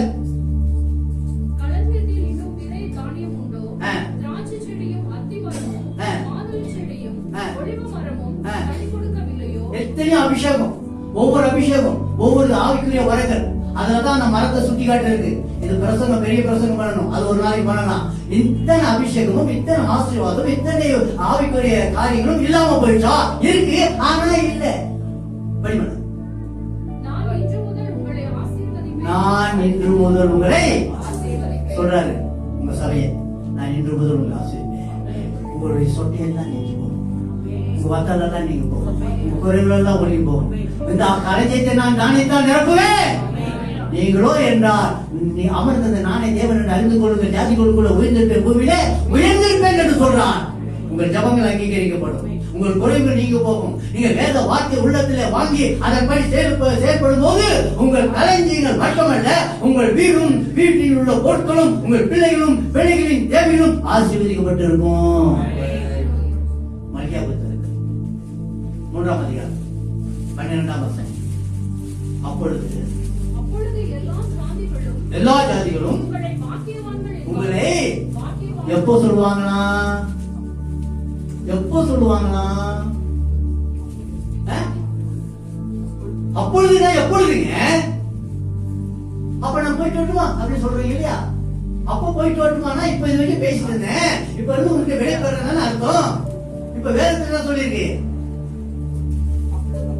அப்பொழுது நீங்கள் கர்த்தருடைய கரங்களில் அடங்கி இருக்கும் போது, கர்த்தர் வார்த்தை உள்ளத்திலே பதிய வைக்கும் போது, கர்த்தர் கொடுத்ததை வைத்து நீங்கள் அனுபவித்து கர்த்தருக்கு சாட்சியா இருக்கும் போது, கர்த்தருடைய சமூகத்தை நாடி தேடி ஓடி வரும்போது, கர்த்தருடைய அனுகிரகமான ஆசீர்வாதத்தை சொந்தமாக்கி கொண்டு சாட்சியா சொல்லும் போது உங்களை கர்த்தர் ஆசீர்வதிப்பார்.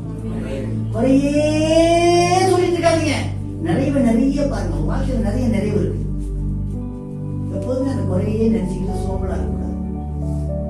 எது நினைச்சு சோம்பலா இருக்கக்கூடாதுங்க? சொல்லுங்க, குறைவெல்லாம் ஓடி போய் படிவாங்க. அப்பொழுது எல்லா சாதிகளும் உங்களை பாக்கியவான்கள் என்பார்கள். தேசம் விரும்பப்படத்தக்கதாக இருக்கும் என்று சேனைகளின் கருத்தை சொல்ல. உங்க தேசம் ஒரு விரும்பப்படக்கூடிய தேசமா மாறணும். இந்த தேசத்துல ஒரு ரட்சிப்பின் துணி கேட்கணும். நீங்க அழகின் பள்ள தாக்க உருவ நீரூற்றாக்கி கொள்கிற அனுபவம் வேணும். அநேக தேவதாசர்கள் எழுப்பி பிரகாசிக்கிறவர்களாய், தேவனை வெளிப்படுத்துகிறவர்களாய், அற்புத அடையாளங்களை நடப்பிக்கிறவர்களாய், விக்கிர ஆராதனை நிறைந்த இந்திய தேசத்தை ரட்சிக்கக்கூடிய ஒரு வழிவாசலை திறந்து தருகிறோம் மாறணும். அப்போ உங்கள் தேசம் நன்மையினால் நிரப்பப்பட்டிருக்கும். தேசத்தின் குடிமக்களின் ஆசீர்வாதம் பெரிதா இருக்கும். உங்களை குறித்து இந்த தேசம் மகிழ்ந்து களி கூறும்படி செய்யணும்னா நீங்கள் வேத வார்த்தைப்படி வாழ்ந்து அவர் நாமத்தை மகிமைப்படுத்த மட்டும். வேற ஒண்ணு நீங்க ஓடி ஆடி எங்க சுவிசேஷம் சொல்ல வேண்டாம். இருக்கிற இடத்துல, இருக்கிற பகுதியில, இருக்கிற ஒரு சூழ்நிலையில அவரை வெளிப்படுத்தி காட்டி அவர் நாமத்தை மகிமைப்படுத்துங்க, மற்றெல்லாம் அவர் பார்த்துக் கொள்வார். நாணயத்தை எங்க போடணும் சொல்லியிருக்கு. அது வெகு நாளைக்கு அப்புறம் அது பலனை நீங்க சொல்லி போயிட்டேங்க. ஆகலையே நங்களாய்க்காதீங்க. ஆகும், அதுக்கு ஒரு நாள் வரும். அந்த நாள் விடுதலை நாளாய், அந்த நாள் ரட்சிப்பின் நாளாய், அந்த நாள் மேன்மை நாளாய், அந்த நாள் மகிமை மாட்சிமை நிறைந்த கர்த்தருடைய அனுகிரகம் நிறைந்த நாளாய் மாறும். இந்த நாள் ரட்சிக்கப்படும். அல்லேலூயா. வேத வார்த்தையின்படி நாம் செய்வோம் என்றால் கர்த்தர் நம்மை ஆசீர்வதிப்பார்.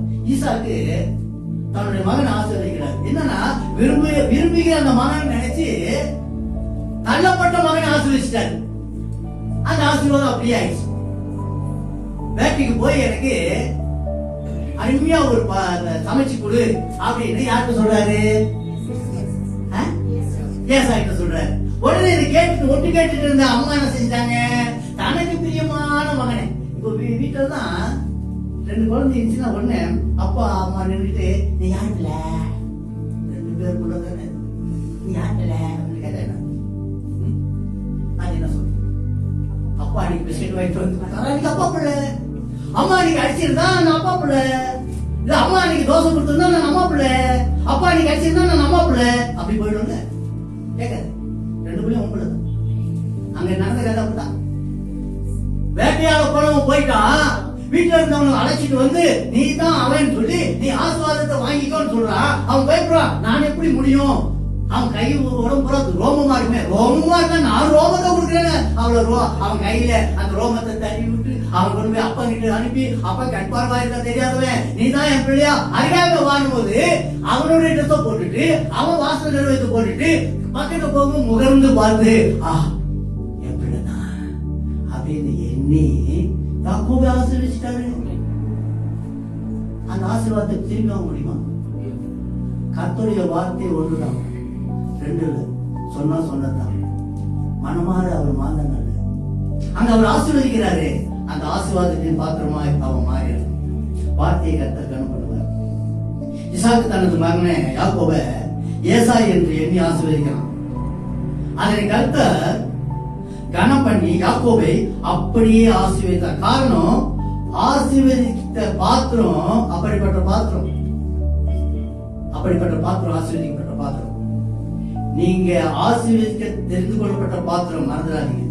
உங்க பிள்ளைகளின் செலுத்து மேலே நீங்கள் கரங்களை வைத்து ஆசீர்வதித்தா அந்த ஆசீர்வாதம் செலுத்து மேலே தங்கி தாவரிக்கும்.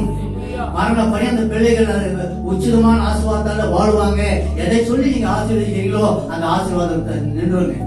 உங்க வாயின் வார்த்தை கனப்படுத்துவாங்க. ஏன்னா நீங்கள் பாவத்துக்கு செத்து நீதிக்கு பிழைத்த பிள்ளைகள், ரட்சிக்கப்பட்ட பிள்ளைகள், ரட்சிப்பின் அலங்காரத்தோடு இருக்கிறவர்கள், நீதியின் சாவியை சொந்தமாக்கி கொண்டீர்கள், சர்வாங்க வர்க்கத்தை அணிந்து கொண்டிருக்க பிள்ளைகள். உங்க வார்த்தையை கனப்படுத்தப்படும். உங்க பிள்ளைகளே நீங்க மிருகத்துக்கு ஒத்ததா பேசினா அதோடைய செயல்முறையெல்லாம் மிருகம் போலதான் இருக்கும். எனக்கு அநேகர் அப்படிதான் பேசுறீங்க. பிள்ளை திருத்திக்கும். பிள்ளை எப்போதும் சமைக்காது. பிள்ளை குறும்புதான் செய்யும். நம்ம குறும்பையே செய்யாம வளர்ந்துட்டுமா? என்னங்க எத்தனை முறை அப்பா கிட்ட கொண்டு வாங்கிக்கிறோம். அவங்களுக்கு தான் தெரியும். அப்போ நம்மளும் சின்னதுல அப்படி இருந்தோம். ஆனா அன்றைக்கு நம்ம ரசிக்கப்படல. அன்னைக்கு அர்த்தம் தெரிஞ்சுக்கல. அன்னைக்கு அர்த்தம் ஒரு கரத்துல இல்ல. ஆனா இன்னைக்கு அர்த்தம் கரத்துல இருக்கிறோம். ரசிக்கப்பட்டிருக்கிறோம். பாவத்துக்கு சேர்ந்து நீதி கிடைத்திருக்கிறோம். நீதியின் சால்வை அணிந்திருக்கிறோம். ரட்சிப்பின் அலங்காரத்தோடு இருக்கிறோம். நம்ம வார்த்தையை கவனமா வெளியே விடும். எக்காரணத்துக்கு ஒன்றும் தூசமான வார்த்தைகள் வாயிலிருந்து வர வேண்டாம். உங்கள் பிள்ளைகளை குறித்து அல்லது உங்க உறவுமுறை குறித்து நீங்க அவங்களை ஆசீர்வதிக்கவே தவிர சபிக்கக்கூடாது. ஆசீர்வாதமான வார்த்தை தான் உங்களுக்கு வாய்ப்பு. உங்க உதவியில் வர வார்த்தையை அவர் கனப்படுத்துவார். அப்படிதான் இங்க ஆயிடுச்சு. அவன் ஆசீர்வதித்தவன் ஈசாக்கு. ஈசாக்குடைய பெரிய விஷயம் என்ன தெரியுங்களா? எனக்கு அந்த ஹீரோ ரொம்ப பிடிக்கும். ஏன்னா அவன் ஜீரோவா ஆகல, ஹீரோவாவே இருந்தான் மரண பரியந்தம். ஒண்ணு, ஒரே ஒரு மனைவியோட வாழ்ந்தவன். அந்த காலத்துல எத்தனை பேர் ஒண்ணு கல்யாணம் கட்டிக்கலாம். அவங்க அப்பா எனக்கு எத்தனை பேர் எடுத்தீங்களா? ஆமாங்க, அதெல்லாம் கரெக்டா படிச்சிருக்கீங்க. 3. 2வது, ஆபிரகாம் பலிபீடத்தை கட்டதை காட்டிலும் இவன் பலிபீடம் உச்சதமா இருந்தது, உண்மையா இருந்தது, விசுவாசத்துல இருந்தது. 3, அவனுக்கு உறுதுணையா அந்த மனைவிக்காக ஜெபித்தவன். என்ன செஞ்சவன்? மனைவிக்காக ஜெபிக்கிறவங்க ஒரு கரங்களை தூக்கி பார்க்கணும். 3 பேர் வைத்து தூக்குறீங்க. 3 பேர் ஜெபம் பண்ணிருக்கீங்க. அப்பா, அந்த 3 பேர் மட்டும் தான் பாக்கி செஞ்சவங்க. ஏங்க ஏன் ஜெபிக்கலன்னு கேட்டேன். பாத்திரம் தேய்ச்சி போட, பலகாரம் சுட்டு போட, பிரியாணி சுட்டு கொடுக்க மாட்டாங்கன்னா என் பிள்ளைங்க நீங்க ஆசிரியக்க மாட்டீங்க. நீங்க நடுவோம். ஆனா அவங்க உங்களுக்காக ஜெபம் பண்ணணும். அவங்க உங்களுக்காக கலைஞ்சு பேசணும். உங்களுக்கு ஒரு தலைவலி அப்படின்னா அந்த பிள்ளைங்க படுற அவதி அவங்களுக்கே தலைவலி வந்த மாதிரி அவசரப்படுங்க. ஆனா அதே என் பிள்ளைங்களுக்கு தலைவலி வந்துச்சுன்னா அப்ப பார்த்தா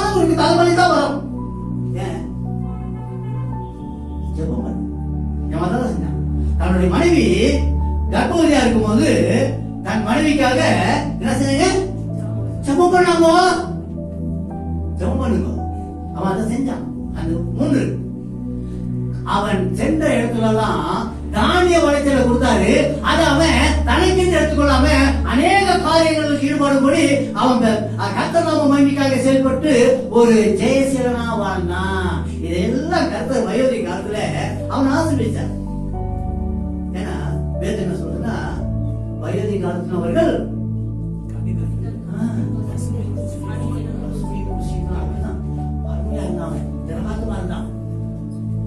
120 வயசுல மோசே மலை மேல ஏறி கானான் தேசத்தை பார்த்தாங்க.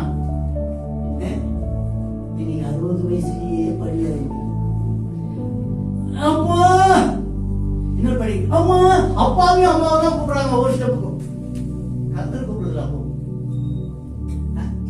வழி வந்தா கூட கர்த்தர் கூப்பிடுது. அப்பா அம்மா தான் போயிட்டாங்களே, நீ ஏன் திருப்பி அப்பா அம்மா கூப்பிடுற? 60 வயசுலயே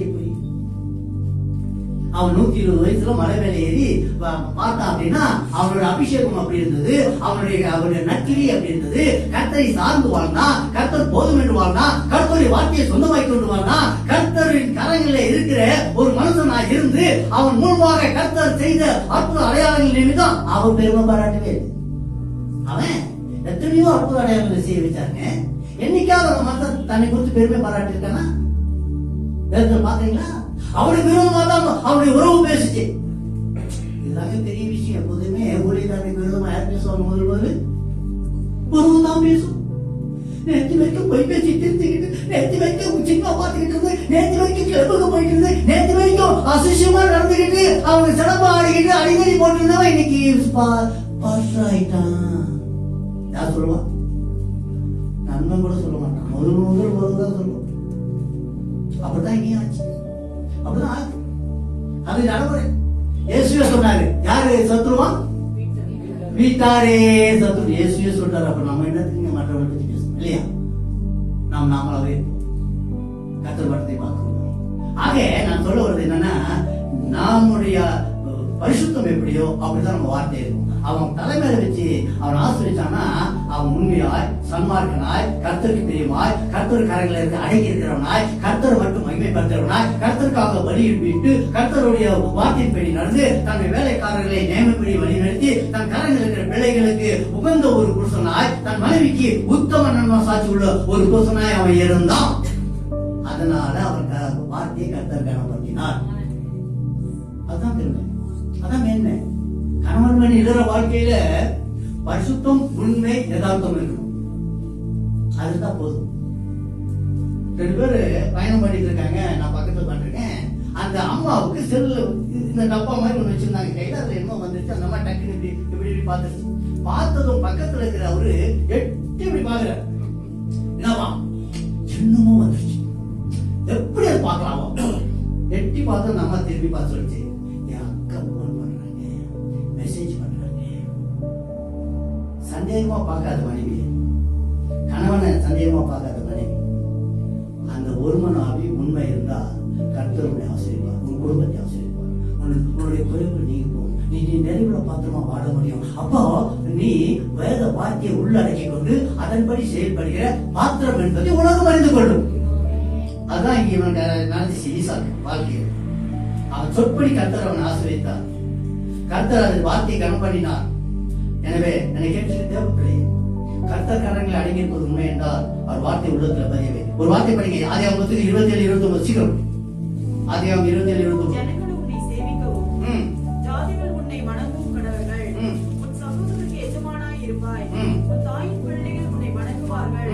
உன்னை சபிக்கிறவர்கள் சபிக்கப்பட்டவர்களும், உன்னை ஆசீர்வதிக்கிறவர்கள் ஆசீர்வதிக்கப்பட்டவர்களுமாய் இருப்பார்கள் என்று சொல்லி அவனை ஆசீர்வதித்தார். அவனை ஆசீர்வதிச்சு அப்படியே ஆயிடுச்சு கடைசி வரைக்கும். அவனுடைய பிள்ளைகளின் ஆசீர்வாதம் பெருசா இருந்துச்சு. 12 கோத்திரங்களை கர்த்தர் அவன் மூலமா கொடுத்தார். அந்த 12 கோத்திரங்களுக்காக பரலோகத்துல 12 கற்கள் அங்கு வைக்கப்பட்டிருக்கிறது. சிங்காசனம் வைக்கப்பட்டிருக்கிறது. அந்த கோத்திரத்தில் இருந்து வந்த தேவ பிள்ளைகளுடைய ஆசீர்வாதம் பெரிதா இன்றைக்கும் இருக்கிறது. இன்றைக்கு இஸ்ரவேலுக்கு விரோதமாக ஆயுதங்கள் வாய்க்காமல் போகிறது. இஸ்ரவேலே, யாக்கோபே, பயப்படாதே, உன்னை நான் மீட்டுக் கொண்டேன் என்றார். மீட்டு எடுக்கப்பட்ட பாத்திரம் இன்று சாட்சியாய் வாழுது. ஒரு அலையில சொல்லுங்க. சிரிச்சிட்டு இருக்கிற ஒருத்தருக்கு மட்டும் ஒரு அல்லேலூயா சொல்லுங்க. நான் தான் சிரிச்சதை நீ பார்த்துச்சியே பாஸ்டர், நான் வேற அல்லேலூயா சொல்லணுமா? பரவாயில்ல, அல்லேலூயா சொல்லு. கர்த்தர் உன்னை ஆசீர்வதிப்பார். கர்த்தர் கரங்களை அடங்கியது. கர்த்தர் வார்த்தையை உள்ளத்துல வை. அதை உள்ளடக்கி கொண்டு நீ கர்த்தருக்கு பிரியமா இரு. கர்த்தர் உன்னையும் உன் பிள்ளைகளையும் வர்த்திக்க பண்ணுவார். வானத்தின் பூமியை படைத்த கர்த்தரால் நீ ஆசீர்வதிக்கப்பட்டிருப்பாய். உன் ஆசீர்வாதம் பெரிதா இருக்கும். உங்களை ஆசீர்வதிக்கிறவனை நான் ஆசீர்வதிப்பேன், உன்னை சபிக்கிறவனை நான் சபிப்பேன் சொன்ன கர்த்தர் உங்கள் மத்தியிலே இருக்கிறார். படிங்க உபாகமம் புத்தகம் 30ஆம் அதிகாரம் 6-9. சீக்கிரமா 262ஆம் பக்கம் போங்க. 262 சீக்கிரம். பழைய ஏற்பாட்டுல, புதிய ஏற்பாட்டுல, பழைய ஏற்பாட்டுல சீக்கிரம். உன் தேவனாகிய கர்த்தரில் நீ உன் முழு இதயத்தோடும் உன் முழு ஆத்துமாவோடும் அன்பு கூர்ந்து படிக்கும்படி உன் தேவனாகிய கர்த்தர் உன் இருதயத்தையும் உன் சந்ததியாரின் இருதயத்தையும் விருத்தசேதனம் பண்ணி. என்னாச்சு? 30ல 6, 7, 8, 9 படிக்க சொன்னேன். அப்படியே இங்க நம்ம நீலகிரி இன்ஜின் மாதிரி போகுது. இந்த சாபங்களை எல்லாம் உன் சத்துருக்கள் மேலும் உன்னை துன்பப்படுத்தின உன் பகையின் மேலும் சுமரப்படுவார். நீயோ மனம் திரும்பி கர்த்தரின் சத்தத்துக்கு செவி கொடுத்து, கர்த்தரின் சத்தத்துக்கு செவி கொடுத்து நான் இன்று உனக்கு கற்பிக்கிற அவருடைய எல்லா கற்பனைகளின்படியும் செய்வாய். அப்பொழுது உனக்கு நன்மை உண்டாயிருக்கும்படி உன் தேவனாகிய கர்த்தர் உன் கைகள் செய்யும் எல்லா உன் கை செய்யும் எல்லாவற்றையும் எல்லா வேலைகளிலும் உன் கர்ப்பத்தின் கனியிலும் உன் மிருக ஜீவனின் பலனிலும் உன் நிலத்தின் கனியிலும் உனக்கு பரிபூரணம் உண்டாக செய்வார். ஒரு பரிபூர்ணத்தை கொடுக்கிற ஒரு கர்த்தருங்க. நீங்க கை செய்யற எல்லா காரியத்தையும் வாய்க்கப்படுவார். நீங்கள் பட்டணத்தில் மாசுபட்டிருப்பீர்கள், வெளியில் மாசுபட்டிருப்பீர்கள். உங்களுடைய கையின் பிரயாசத்தில் மிச்சம் எடுப்பீர்கள். அது தொடுத்து போடுகிற தருதனம் வராது. உங்களுடைய பிள்ளைகளின் ஆசீர்வாதம் பெரிதா இருக்கும். உங்களுடைய பயிர் நிலங்கள் என்கிற இடம் அல்லது பயிர் நிலம் இருக்கிறது, நீங்கள் பயிரிட்டிருக்கிற இடங்கள் ஒரு ஆசீர்வாத செழிப்பை கொடுக்கும். சென்ற வாரத்துல ஒரு பயிர் நிலத்துக்கு நான் கடந்து போகும்போது இதைதான் நினைச்சுக்கிட்டேன். ஈசாக்கு தான் நினைச்சுக்கிட்டேன். என் மகன் கூப்பிட்டுருந்தாரு. என் மகன் கூப்பிட்டு நான் போன இடத்துல அந்த பள்ளத்தாக்கான ஒரு இடத்துல போகும்போது, அப்பா பிதாவே, உன்னுடைய தேவதாசனாகி ஈசாக்கு எந்த இடத்துல போய் பயிரிட்டானோ அந்த தேசத்தை, அந்த இடத்தை எல்லாம் நீ ஆசீர்வதித்து, பயிர் நிலமெல்லாம் ஆசீர்வதித்து ஒரு ரெட்டிப்பான நன்மை கொடுத்து, அது போல என் மகனுக்கு, நம்பிக்கை உள்ள ஒரு மகனுக்கு, விசுவாசமுள்ள என் மகனுக்கு ஒரு பெரிய ஒரு ஆசீர்வாதத்தை இந்த நிலப்பரப்புல கொடுங்கன்னு ஜெபிச்சுட்டு வந்தேன். கர்த்தர் செய்வார். கர்த்தர் ஆசீர்வதிப்பார். கர்த்தர் கரையில அடங்கியிருந்தா போதுங்க. கர்த்தர் சமூகத்தை நாடி தேடி போனா போதுங்க. கர்த்தருடைய வார்த்தை உள்ளடக்கி இருந்தா போதுங்க. கர்த்தர் உங்களை வர்த்திக்கப்படுவார். உங்கள் தேவைகளை சந்திப்பார். குறைவுகள் நீங்க போகும். நிறைவுள்ள பாத்திரமாய் நீங்க வாழ முடியும். இம்மையிலும் மறுமையிலும் நீங்கள் பிரசித்தி பெற்றவர்களாய் இருப்பீர்கள். அப்படிதான் கர்த்தர் ஆசீர்வதித்தார். அந்த வார்த்தையை உள்ளடக்கி கொண்டு அதன்படி செய்தால் கர்த்தர் உங்களை என்றென்றும் ஆசீர்வதிப்பார். ஒரு வசனத்தை படிங்க. ஆதியாகமம் புத்தகம் 15ஆம் அதிகாரம் 6, 5, 6, 7. ஆதியாகமம் 15, 5, 6, 7.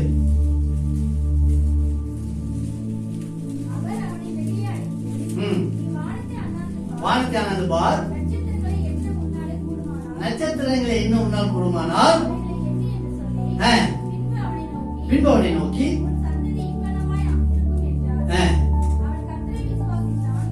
அதான் பெருசுங்க. என்ன செஞ்சான் அவன்? அதை சர்ச்சை என்ன பாருங்க. விசுவாசி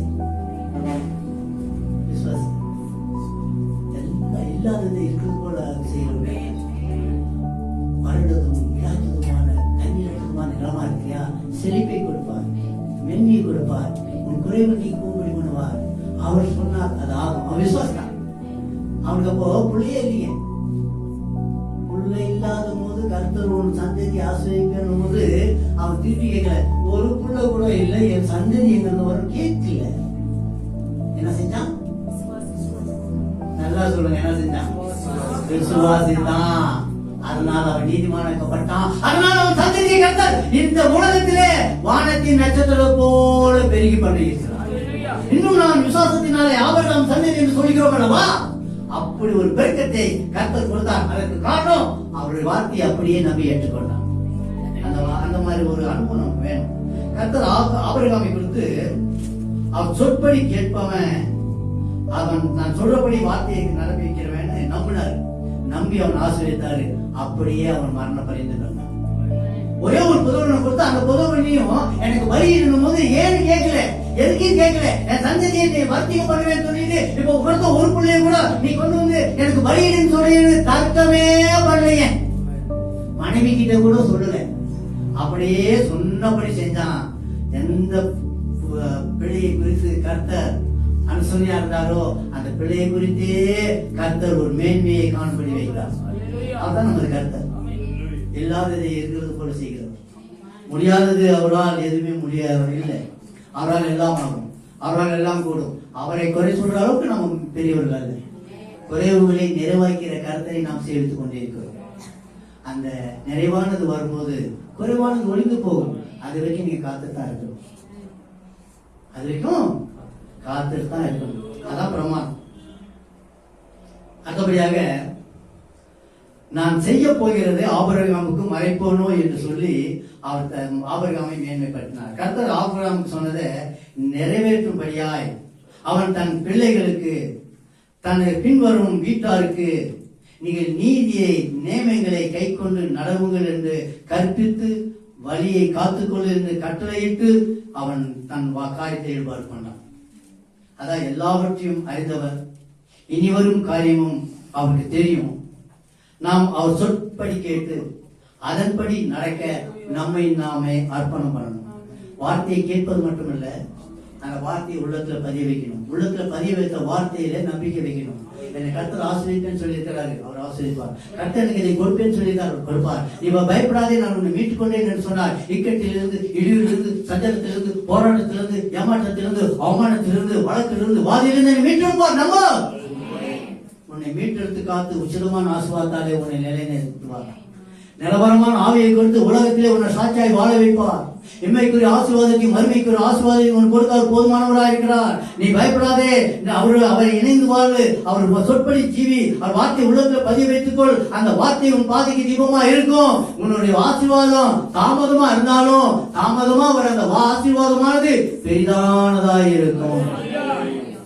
அங்கிருந்து ஓட வேண்டாம், அவரை இவரை நாட வேண்டாம். நீங்க ஒரு இடத்துல அமைதியா அமர்ந்து உங்களுடைய காரியங்கள் அவர்கிட்ட கொட்டி தீர்த்துட்டு சந்தோஷமா இருங்க. கர்த்தர் உங்கள் தேவைகள் எல்லாம் சந்திப்பார். உங்கள் குறைவுகள் நீங்க போகும். நீங்கள் நிறைவுள்ள பாத்திரமா வாழ முடியும்.